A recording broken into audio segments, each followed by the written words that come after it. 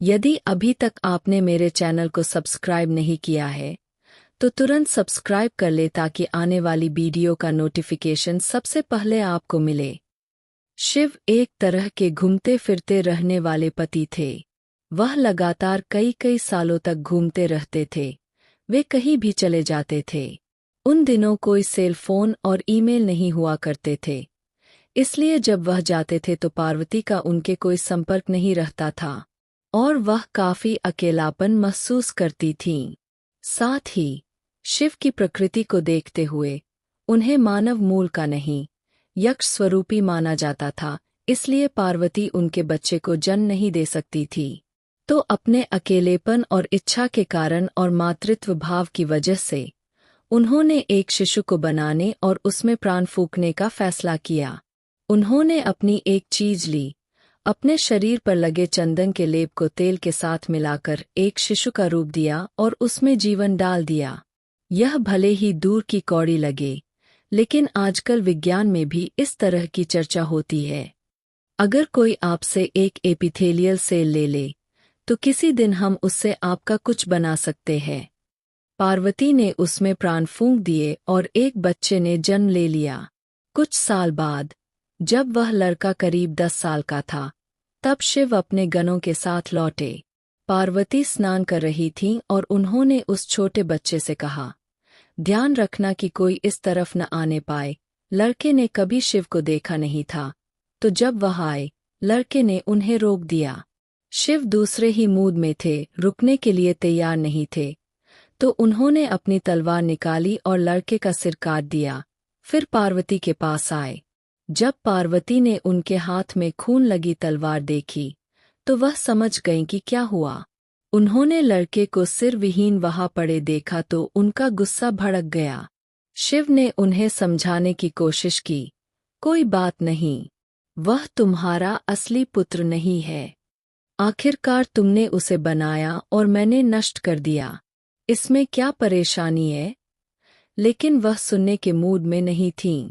बात को सुलझाने के लिए शिव ने अपने एक गण का सिर लिया और लड़के की धड़ पर लगा दिया। गणेश चतुर्थी वह दिन होता है जब उनके सिर को दोबारा लगाया गया था। शिव ने गणों के सरदार का सिर लेकर इस लड़के पर लगाया था, इसलिए वह बोले, अब से तुम गणपति हो, तुम गणों के सरदार हो। बाद में जाकर कैलेंडर कलाकार इस दूसरी तरह के प्राणी को नहीं समझ पाए और उन्होंने एक हाथी का चेहरा बना दिया। कथाओं में बताया जाता है कि कैसे गणों के अंगों में हड्डियां नहीं होती थीं। इस संस्कृति में हड्डियों के बिना किसी अंग का अर्थ हाथी की सूंड से लगाया जाता है, इसलिए कलाकारों ने हाथी का सिर बना दिया। आपको मानसरोवर के किनारे कोई हाथी नहीं मिलेगा क्योंकि वह इलाका उनके लिए सही नहीं है। वहां एक हाथी के लायक हरियाली नहीं है। शिव हाथियों को काटने नहीं गए होंगे, इसलिए गणेश के कई नाम हैं, गणेश, गणपति, विनायक, लेकिन उनका नाम गजपति नहीं है। गण शिव के साथी थे। हम नहीं जानते कि वे कहाँ से आए थे, लेकिन आमतौर पर कहानियों में उन्हें ऐसे प्राणियों के रूप में दिखाया जाता है जो इस लोक के नहीं थे। उस जीवन की बनावट इस जीवन से बहुत अलग है जिसे हम जानते हैं। आजकल आधुनिक बायोलॉजी साफ साफ कहती है कि एक कोशिका वाले जानवर से जीवन के सभी जटिल रूपों और मनुष्य की रचना हुई, लेकिन जीवन की मूलभूत प्रकृति वही है, उसमें बदलाव नहीं हुआ है। वह सिर्फ और जटिल होती जाती है। लेकिन गणों के जीवन का बनावट हमारे जैसी नहीं थी। वे धरती पर नहीं बने थे और उनके अंग बिना हड्डियों के थे। अगर आप अपने शरीर को अलग अलग तरीके से इस्तेमाल करना चाहें, अगर आप आसन करते हैं तो आप सोचते हैं कि काश आपके शरीर में हड्डियां न होतीं। मैंने 11 साल की उम्र से योग करना शुरू कर दिया था, इसलिए जब मैंने 25 साल की उम्र में हठयोग सिखाया तो लोगों ने मुझे देखकर कहा, अरे तुम्हारे शरीर में तो हड्डियां ही नहीं है, तुम हड्डी रहित हो। यह हर योगी का सपना होता है कि एक दिन उसके अंगों में हड्डियां नहीं होंगे ताकि वह जो चाहे वह आसन कर सके। हजारों सालों से गणेश चतुर्थी मनाई जा रही है और गणपति सबसे लोकप्रिय और भारत से सबसे ज्यादा बाहर जाने वाले देवता बन गए हैं। वह बहुत लचीले हैं। वह कई रूप और मुद्राएं अपना सकते हैं। वह शिक्षा के देवता भी है। वह एक बड़े विद्वान थे। गणपति को हमेशा एक किताब और कलम के साथ दिखाया जाता है, जो उनकी विद्वता को दर्शाता है। उनकी विद्वता और बुद्धि आम इंसानों की क्षमता से परे थी और उन्हें भोजन बहुत पसंद था। आम तौर पर अगर किसी को विद्वान दिखना है तो वह दुबला-पतला होना पसंद करता है, लेकिन यह खाते पीते गोलमटोल विद्वान थे। इस दिन आम तौर पर लोग मानते हैं कि आपको बस अच्छा खाना चाहिए।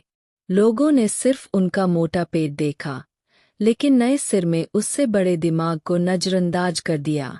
वह सबसे महत्वपूर्ण है। उनका पेट बाद में मोटा हुआ। शायद इतने बड़े सिर के साथ उनका चलने का मन नहीं करता था, लेकिन महत्वपूर्ण यह है कि उनकी बुद्धि बढ़ती रही। तो यह दिन सिर्फ खाने का नहीं है। इस दिन आपको अपनी बुद्धि को बढ़ाना चाहिए, पेट को नहीं। सभी योग अभ्यास एक तरह से इसी बारे में है कि आपकी बुद्धि को एक जगह अटका हुआ नहीं होना चाहिए।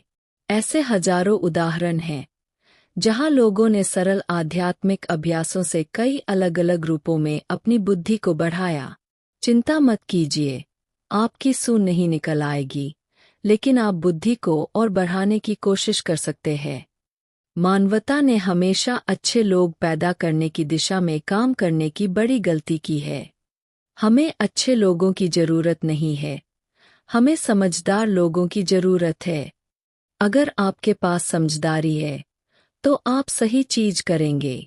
लोग मूर्खतापूर्ण चीजें इसलिए करते हैं क्योंकि उनके पास समझदारी नहीं होती। चालाकी कोई बुद्धिमानी नहीं है। बुद्धिमानी का मतलब चतुर होना नहीं है। अगर आप वाकई बुद्धिमान हैं तो आप 100% अस्तित्व के तालमेल में होंगे, क्योंकि बुद्धिमान होने का कोई दूसरा तरीका नहीं है।